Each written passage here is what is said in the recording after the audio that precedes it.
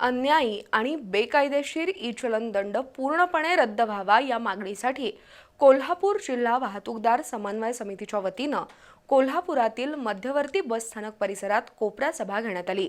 ई-चलन रद्द झालं नाही तर 15 ऑगस्ट पासून प्रदीप राठोड पुन्हा आमरण उपोषणाला बसतील असा इशारा या कोपरा सभेद्वारे देण्यात आला। राज्यातील ई-चलन दंड आकारणीविरोधात वाहतूकदारकांनी आंदोलन सुरू केलंय।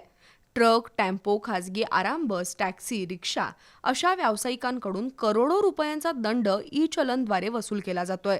या विरोधात गेल्या 6 महिन्यांपासून कोल्हापूर जिल्हा वाहतूकदार समन्वय समितीच्या वतीनं आंदोलन सुरू आहे। राज्याचे परिवहन मंत्री प्रताप सरनाईक यांनी आंदोलकांशी चर्चा करून ई-चलन रद्द किंवा दंडमाफीबाबत निर्णय घेण्याचं आश्वासन दिलं होतं, पण 2 महिने उलटले तरी निर्णय झालेला नाही। या पार्श्वभूमीवर पुन्हा एकदा कोल्हापूर जिल्हा वाहतूकदार समन्वयक समितीच्या वतीनं आंदोलन सुरू झालंय। मंगळवारी मध्यवर्ती बस स्थानक परिसरात कोपरा सभा झाली।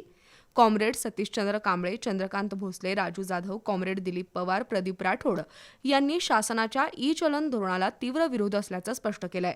येत्या 2 दिवसात ई-चलन रद्दचा निर्णय राज्य शासनानं घेतला नाही तर 15 ऑगस्टपासून प्रदीप राठोड पुन्हा आमरण उपोषण आंदोलनाला सुरुवात करतील आणि परिणामांना सर्वस्वी राज्य सरकार जबाबदार असेल असं सांगण्यात आलं।